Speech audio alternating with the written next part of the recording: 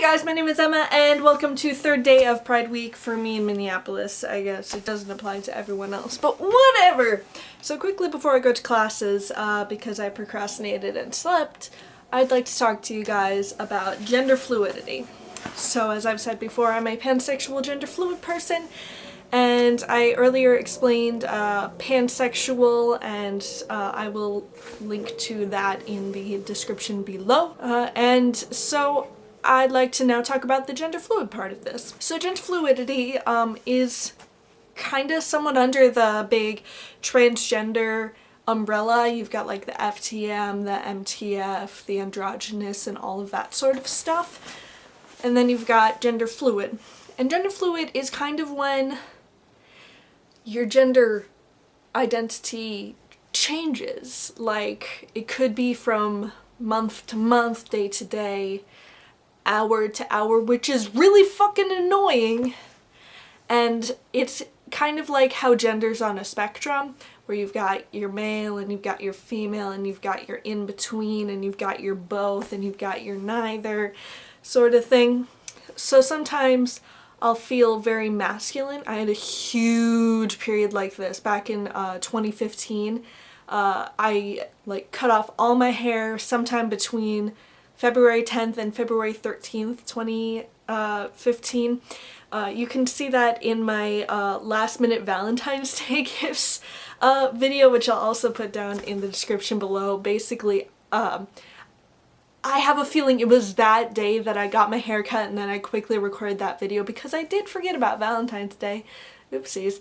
And so I had my hair really short, like I had a faux hawk. It was awesome. And I got a binder. I wore my binder a lot. Occasionally I'd wear my packer. I confidently wore this to school, and that sort of thing. And then I also have a lot of girly moments where I'll wear a lot of makeup, although I do wear a lot of makeup when I'm a guy too, because I want to like kind of change how I look. Or I have my long hair, I'm growing my hair out. I'm in more of a feminine slash androgynous type thing going on right now. And so then you've also got like the androgynous or both sometimes as well. A lot of times when I'm in these moods, I'll wear my binder but nothing else, or I'll keep my binder off because sometimes it's not a good time for me to wear my binder because my asthma will be acting up. But I'll like wear a packer, or I'll wear boxers and stuff like that. And also sometimes my pronouns will change. Normally I'll go by pretty much anything, and that's fine. Sometimes I'll go by they, sometimes I'll go by she, whatever. And I'll be talking about pronouns on Friday, so stay tuned for that. And gender fluidity, it is completely valid. I've had a lot of people say, oh, your gender can't change from day to day, and I'm like, fucking watch me.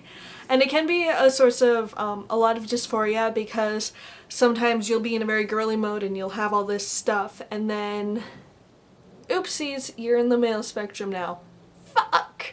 And like, you know, you're all dolled up or something like that.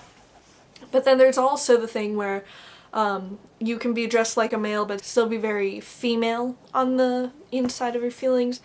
Or like you can dress very, very feminine but still want to, you know, be referred to by male pronouns sort of things.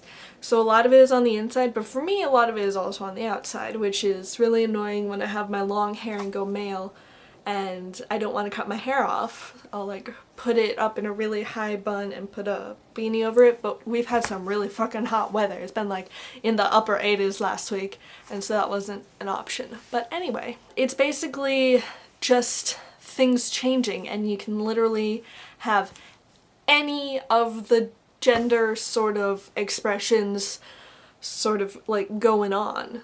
And it can be very weird and interesting, and I'm very lucky that I've had people who understand this, and I have a couple friends who are also like this, so they kind of understand where I'm coming from.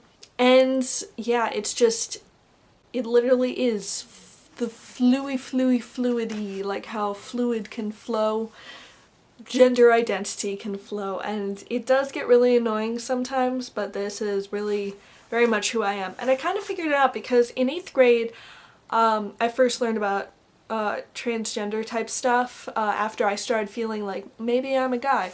And then it went away for a bit. And then it came back when I was in a relationship with a guy.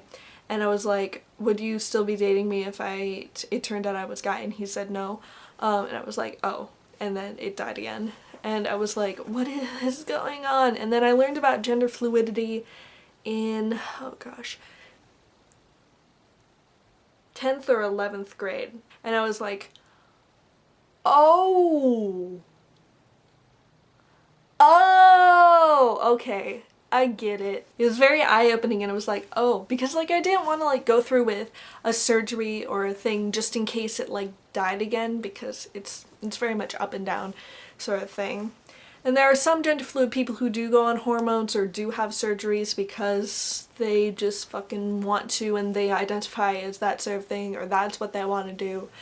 It's really up to them, but they will still have, you know, the changes. And some people just want to be referred to by one pronoun. Some people just want to be referred to by they, or I'll get into pronouns again later this week. But for me, it really does change a lot day by day, and I've told my friends this and they're like, oh, okay. And when it gets into like relationships being called gay or straight and all of that, and like I don't have a really good answer for that, except it does really depend on what the person self-identifies as, because all of my friends who are gender fluid are either bi or pan, so I personally don't have experience with this, but if the person wants to be referred to as straight, then they are straight, like they only date, you know, this gender, or if they're gay.